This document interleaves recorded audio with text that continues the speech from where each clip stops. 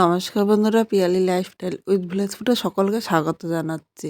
আজকে পালং শাকের দুর্দান্ত একদম নতুন রেসিপি তোমাদের সাথে শেয়ার করবো। ভিডিওটা স্কিপ করবো না, প্রথম থেকে শেষ পর্যন্ত দেখা অনুরোধ রইল। তাহলে কীভাবে করলাম চলো দেখে নেওয়া যাক। একদম দেখো, কচি কচি পালং শাকের পাতা নিয়েছে, এরকম কিন্তু কচি কচি পালং শাকের পাতা নিতে হবে, কারণ কচি পালং শাক দিয়ে কিন্তু এই রান্নাটা দারুণ লাগবে। আর এই রান্নাটা আমি একবার করেছিলাম, আমার বাড়ির সবাই যে এতটা খুশি হয়েছে, তাই ভাবলাম আজকে তোমাদের সাথে শেয়ার করি। আর আজকে আমি ঘরেও রান্না করি। এইভাবে রান্না করলে তোমরা ভাত বা রুটি দুটো দিয়ে খেতে পারো। এবার এখানে পালং শাকগুলো আমি প্রথমে কেটে নেব। এই পালং শাকগুলি দেখো একদম কুচি কুচি করে নিচ্ছি। এই দেখো, যেহেতু একদম কচি পাতা, তাই বেশি কিন্তু কাটতে হবে না। আর এই জায়গায় কিন্তু পালং শাকের ডাঁট নিলে চলবে না, ওটা পারবে তোমরা এইভাবে কুচি কুচি করে কেটে নেবে। একদম নতুন একটা রান্না তোমাদের সাথে শেয়ার করছি। সবসময় তো তোমরা পালং শাক অনেক রকমভাবে খেয়েছো, আমার মনে হয় এইভাবে কিন্তু তোমরা রান্না করোনি আগে, কারণ এই রান্নাটা আমি প্রথমবার করলাম আর আজকে নিয়ে দ্বিতীয়বার হবে। তাই ভাবলাম এটা তোমাদের সাথে শেয়ার করি। আর এটা যে খাবে সে কিন্তু বারবার বলবো এইভাবে করার জন্য। এখানে পালং শাকগুলো কাটা হয়ে গিয়েছে। এখন আমি এই জায়গায় দেখো পালং শাকটা ধোয়ার জন্য এই গামলার মধ্যে নিয়ে নিলাম। এই পাতাগুলো আমি 5 থেকে 6 বার জল পাল্টিয়ে পাল্টিয়ে ধুয়ে নিয়ে আসব। পাশে আর একটা উনানে কড়াই বসিয়ে দিয়েছি। এবার এর মধ্যে আমি তেল নিয়ে নিলাম। খুব বেশি তেল লাগবে না, এখানে দেখো 1 চামচ সর্ষের তেল নিয়েছি। প্রথমে তেলটা ভালো করে গরম করে নেব।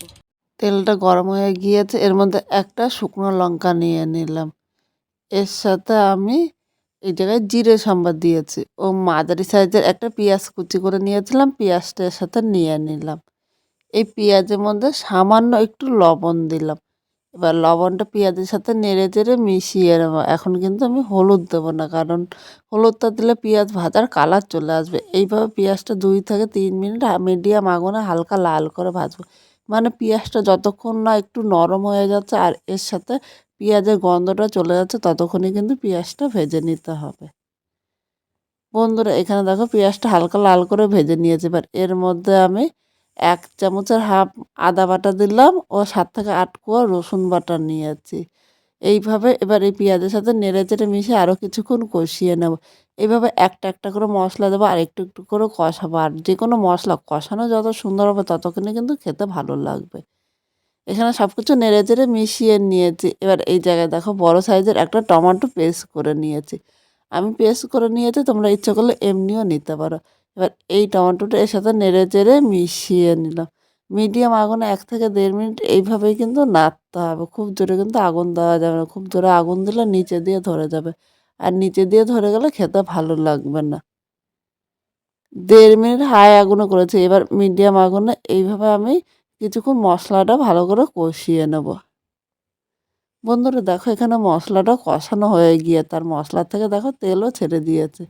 এবার এর মধ্যে সামান্য একটু জল নিলাম, খুব বেশি কিন্তু আমি জল নেব না। এই জলটা দেওয়াতে মশলাটা কিন্তু কড়াইয়ের নিচে দিয়ে লেগে যাবে না, নিচে দিয়ে লেগে গেলে খেতে কিন্তু ততটা ভালো লাগবে না। এবার এই মশলাগুলো সব জলের সাথে নেড়ে চেড়ে মিশিয়ে নিলাম। এখন এর মধ্যে একে একে সব গুঁড়ো মশলাগুলো আমি নিয়ে নেব। এখানে 1 চামচ লঙ্কার গুঁড়ো নিলাম, তোমরা ঝাল যেরকম খাবে সেই হিসাবে নিয়ে নেবে। হাফ চামচ কাশ্মীরি লঙ্কার গুঁড়ো, এটা কিন্তু ঝালের জন্য না, আমার শুধুমাত্র কালারের জন্য। ইচ্ছে করলে তোমরা এই লঙ্কার গুঁড়োটা স্কিপও করতে পারো।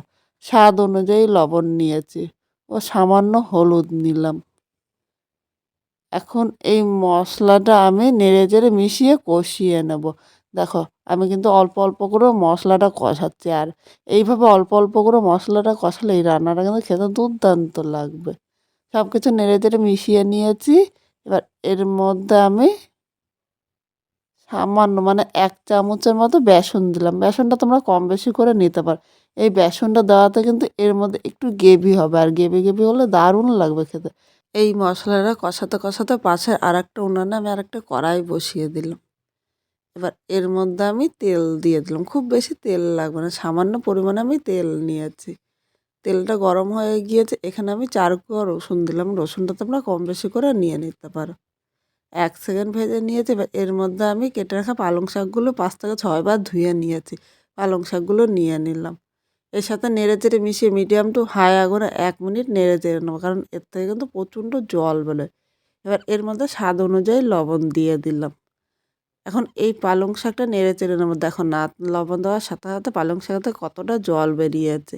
এই পালং শাকের এই জলটা পুরো কিন্তু টানিয়ে নিতে হবে। এখানে আমি আজকে আর হলুদ দেবো না, হলুদ দিলে পালং শাকের কালারটা নষ্ট হয়ে যায়। তাই আজকে হলুদটা স্কিপ করলাম। তোমাদের যদি ভালো লাগে তাহলে হলুদ নিয়ে নিতে পারো। পালং শাকটা হয়ে গিয়েছে একদম মিডিয়াম আগুনে এখানে রাখলাম। এবার এদিকে দেখো মশলাটা কষানো হয়ে গিয়েছে। এর মধ্যে এবার আমি 1 চামচ জিরার গুঁড়ো নিলাম ও হাফ চামচ ধনিয়ার গুঁড়ো নিলাম। তোমরা ভাবছো যে এখন কেন জিরের গুঁড়ো ও ধনিয়ার গুঁড়োটা নিলাম। আগে যদি আমি জিরের গুঁড়ো ও ধনিয়ার গুঁড়োটা দিতাম তাহলে কিন্তু এই মশলার কালারটা এত সুন্দর আসতো না, কালারটা কিন্তু নষ্ট হয়ে যেত। তাই ভালো করে কষানোর পর আমি জিরে ও ধনিয়ার গুঁড়ো নিলাম। এবার আরও 1 মিনিট কষিয়ে নেব। বন্ধুরা 1 মিনিট কষিয়ে নিয়েছে, মশলা থেকে তেলও ছেড়ে দিয়েছে। এবার এর মধ্যে ভেজে রাখা পালং শাকের পাতাগুলো আমি নিয়ে নিলাম। পালং শাকের পাতাটা এর সাথে নেড়েচেড়ে মিশিয়ে আর 1 মিনিট কষিয়ে নিতে হবে। 1 মিনিট কষিয়ে নিয়েছি। এবার এর মধ্যে উষ্ণ গরম জল দিয়ে দিলাম। অবশ্যই তোমরা চেষ্টা করবে একটু উষ্ণ গরম জল নিতে। উষ্ণ গরম জল নিলে ঝোলটা তাড়াতাড়ি ফুটবে আর খেতেও ভালো লাগবে। ঠান্ডা জল দিলে ঝোলটা কিন্তু দেরিতে ফুটবে আর খেতে কিন্তু ততটা ভালো লাগবে না।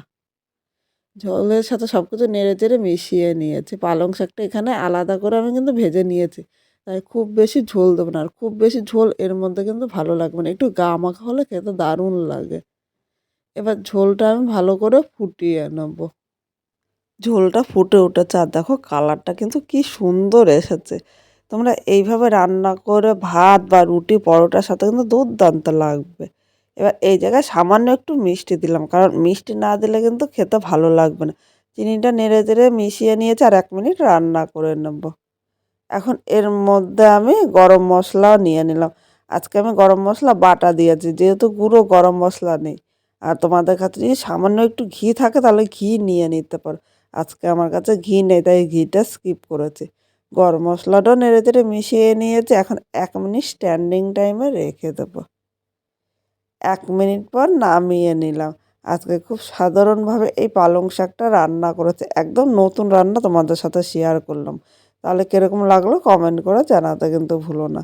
নতুন কোনো বন্ধু আমার এই ভিডিওটি দেখতে আসলে ভালো লাগলে একটা লাইক শেয়ার ও কমেন্ট করো ও সাবস্ক্রাইব করে পাশে থেকো, যাতে নতুন নতুন ভিডিও আপলোড করলে সবার আগে নোটিফিকেশন আপনার কাছে পৌঁছিয়ে যায়।